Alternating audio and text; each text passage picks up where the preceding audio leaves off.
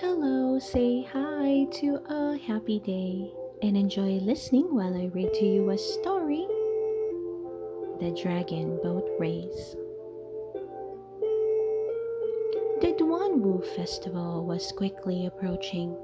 The celebration took place in China every spring on the fifth day of the fifth lunar month. Mulan's favorite part was the dragon boat race. Each spring, Mulan watched the boats from other villages race down the river. This year, Mulan wanted to do more than just watch. Our village should enter the race, Mulan told her family.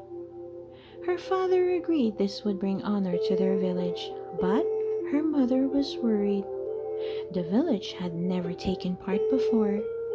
Would they know what to do? Grandma Fa reminded them that Mulan had once never traveled beyond their village. There's a first time for everything.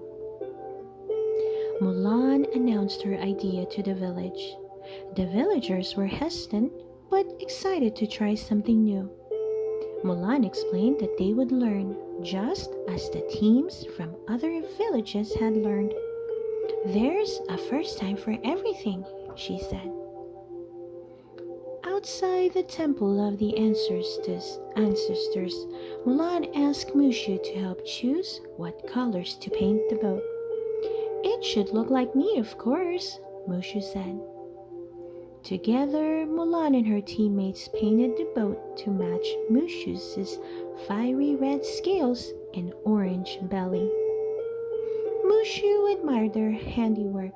It does sort of look like me, Mushu said, if not quite as handsome. Practice began the next day. Mushu volunteered to be the drummer. I've had a lot of practice from banging a gong all these years.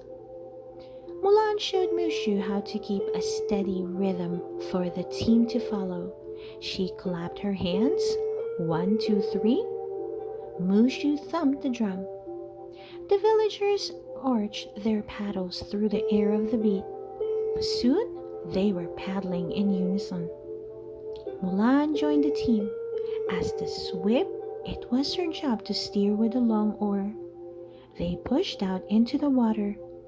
At first, the boat zigged and zagged, but then the villagers heard Mushu's steady wham, wham, wham.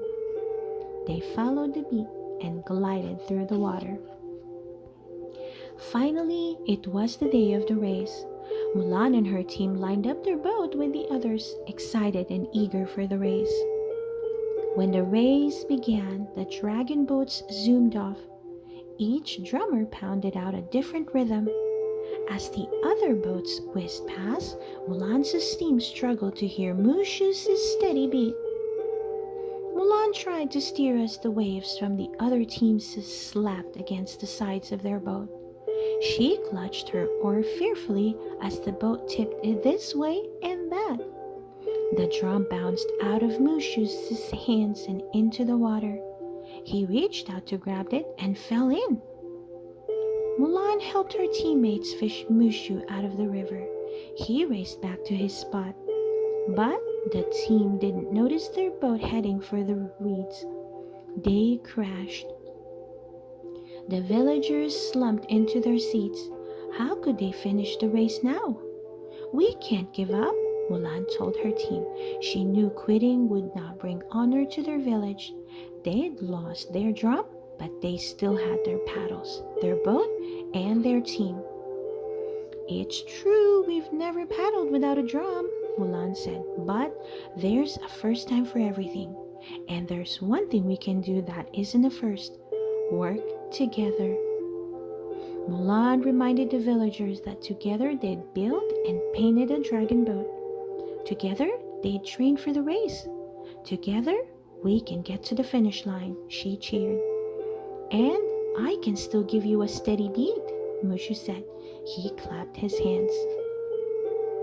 The villagers smiled and lined up their paddles, ready to row. Together, Mulan and her teammates steered the boat back onto the river. The villagers pushed their paddles through the water to Mushu's beat.